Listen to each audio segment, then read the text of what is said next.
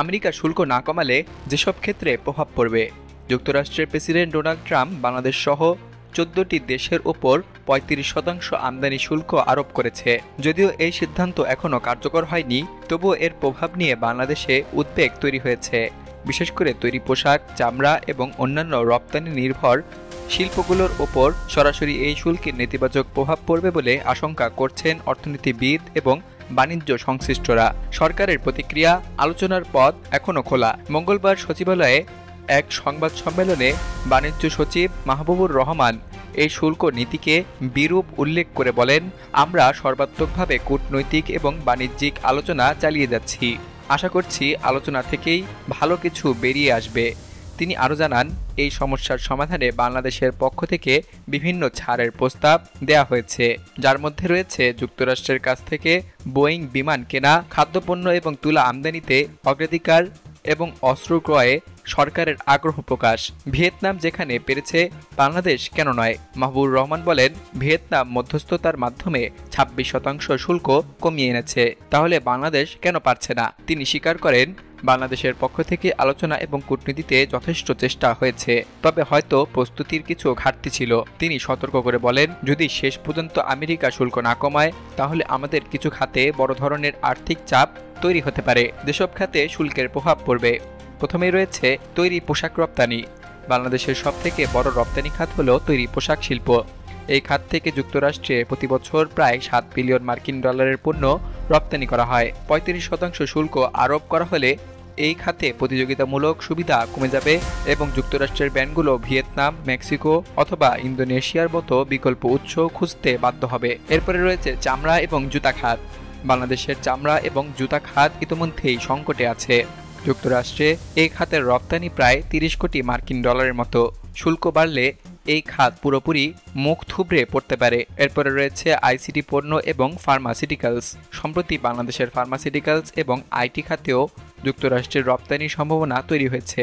শুল্ক বৃদ্ধির কারণে এসব পণ্যের বাজারও ঝুঁকির মুখে পড়বে। এরপরে রয়েছে চাকরি এবং বিনিয়োগ। রপ্তানি কমে গেলে শিল্প কারখানায় কাজ কমে যাবে, যার ফলে বেকারত্ব বাড়বে। একই সঙ্গে বিদেশি বিনিয়োগকারীরা বাংলাদেশের প্রতি আগ্রহ হারাতে পারেন, কারণ যুক্তরাষ্ট্রের বাজারে প্রবেশাধিকার কমে যাবে। উৎপাদন এবং আমদানি ভারসাম্যে প্রভাব। যদিও বাংলাদেশ সরকার যুক্তরাষ্ট্র থেকে কিছু পণ্যে ছাড় দিতে রাজি হয়েছে, যেমন তুলা, খাদ্যপণ্য এবং বোয়িং বিমান কেনা, তবে এই ভারসাম্য মূল সমস্যার সমাধান নয়, বরং এটি কেবল একটি কূটনৈতিক কৌশল হতে পারে মার্কিন সিদ্ধান্ত পুনর্বিবেচনায় আনার জন্য। অর্থ উপদেষ্টা সালাউদ্দিন আহমেদ বলেন, আমরা যুক্তরাষ্ট্রে উচ্চ পর্যায়ের প্রতিনিধি দল পাঠিয়েছি। এই শুল্ক আরোপের সিদ্ধান্ত নিয়ে পুনরায় আলোচনা করা হবে। শুল্ক কার্যকরের তারিখ পিছিয়ে দেওয়া হয়েছে। হোয়াইট হাউসের ঘোষণা অনুযায়ী পূর্ব নির্ধারিত 9 জুলাইয়ের পরিবর্তে শুল্ক কার্যকরের তারিখ পিছিয়ে 1 আগস্ট নির্ধারণ করা হয়েছে। অর্থাৎ এই সময়ের মধ্যে বাংলাদেশ সহ ক্ষতিগ্রস্ত দেশগুলোর সঙ্গে আলোচনার সুযোগ থাকছে। বিশ্ব রাজনীতির প্রেক্ষাপট। ট্রাম্পের আমেরিকা ফার্স্ট নীতি। বিশ্লেষকরা মনে করছেন, ট্রাম্প প্রশাসনের এই সিদ্ধান্ত মূলত তার আমেরিকা ফার্স্ট অর্থনৈতিক নীতিরই অংশ।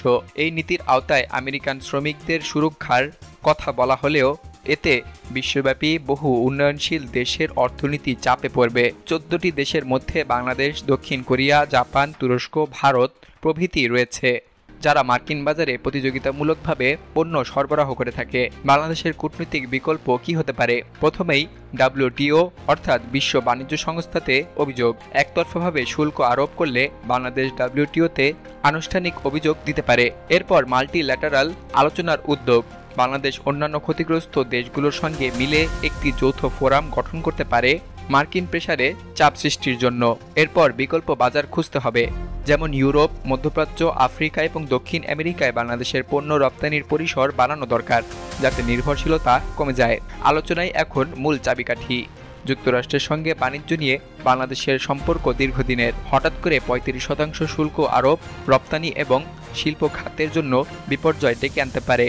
তবে এখনও আলোচনা চলছে এবং সরকারের উচ্চ পর্যায়ের প্রতিনিধিরা যুক্তরাষ্ট্রে অবস্থান করছেন। সিদ্ধান্ত কার্যকরের আগে আলোচনার সফলতা নিশ্চিত করতে না পারলে এর ধাক্কা পড়বে বাংলাদেশের রপ্তানি আয়, কর্মসংস্থান এবং বৈদেশিক মুদ্রার রিজার্ভে। অতএব এখন সময় হলো বিনয়ী কিন্তু কঠোর কূটনৈতিক আলোচনার মাধ্যমে বাংলাদেশের স্বার্থ রক্ষা করা।